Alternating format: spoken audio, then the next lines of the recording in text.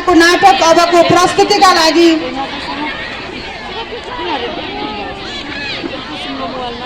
विद्यार्थी भाइ बहिनीहरूको तयारी त्यति राम्रो थिएन भन्दै हुनुहुन्छ म्याम। उनीहरूले एक दिन तयारी गरेर आफ्नो प्रतिभा देखाउन र समसामयिक विषयलाई उजागर गर्न आउनुभएको छ।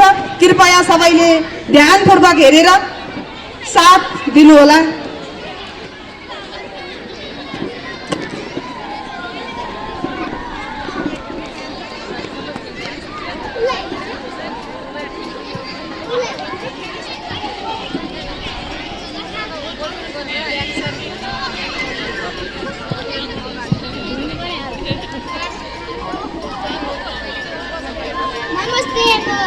छात्रा टिकाबहादुर थापा, म यो नाटकमा बुवाको रोल गर्छु। नमस्ते, मेरो नाम रिया राई, म यो नाटकमा आमाको रूपमा खेलिरहेको छु। नमस्ते, मेरो नाम कृष्टि मल्सिना, म यो नाटकमा छोराको भूमिका खेलिरहेको छु। नमस्ते, मेरो नाम डल्मा लामा, म यो नाटकमा छोरीको रूपमा खेलिरहेको छु।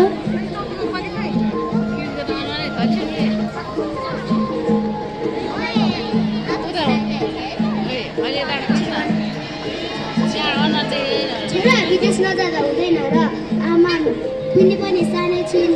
तेरो आमालाई र मलाई पनि रोगले च्यापिसक्यो।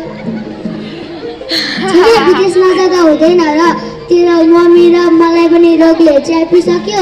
तेरो बुढी पनि सानै छिन्। तिम्रो बुबाले भनेको कुरा पनि सही हो। के गर्नु बुबाआमा, घरमा कमाउने पनि कोही छैन। बहिनी पनि पढ्दैछिन्।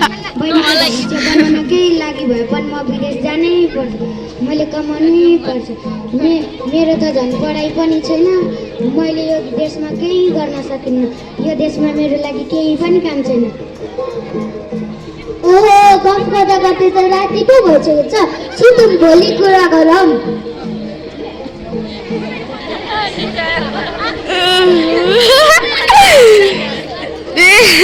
पल्ट उठ, तिमी बिहान भइसक्यो। ल छोरा उठ। छोरी सबैजना उठ है। छोरा विदेश नजाँदा हुँदैन र बुनी पनि सानै छिन्।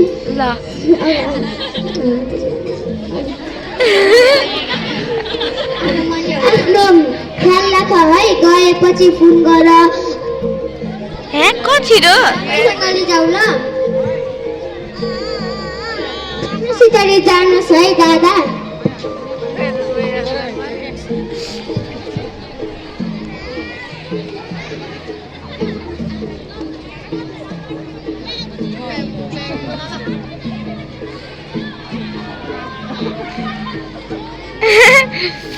बुबाआमा, बहिनी आफ्नो पढाइ नबिगार्नु। तपाईँहरू पनि आफ्नो स्वास्थ्यको ख्याल गर्नु। म गएर छिट्टै फर्कनेछु। फोन पनि गर्नेछु। स्वास्थ्यको ख्याल पनि गर्नेछु। तपाईँहरू पनि स्वास्थ्यको ख्याल गर्नु। हुन्छ।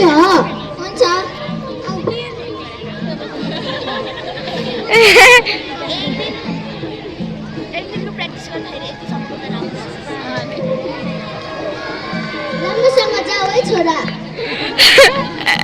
सकाले जानु है। बुइले टिकाले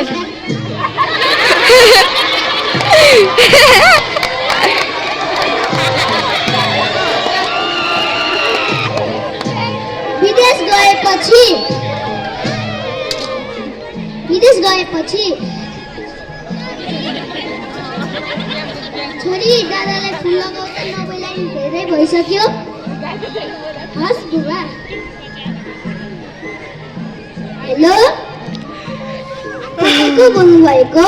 मैले त चिनिनँ। मैले त मेरो छोरा क्रिसलाई पो फोन गरेँ।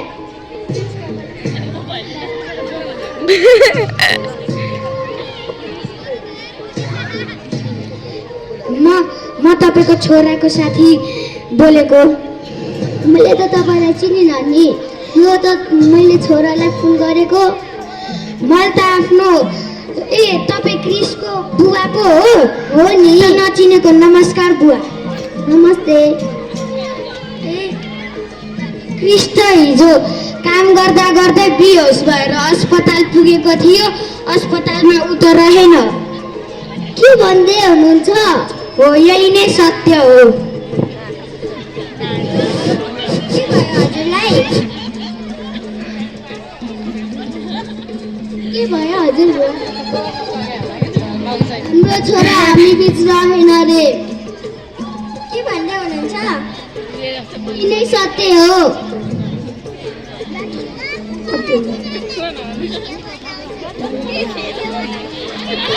के भयो तिमीलाई? के भयो? छोरी पानी ल्याउ त जाऊ। लेख्नेको होला।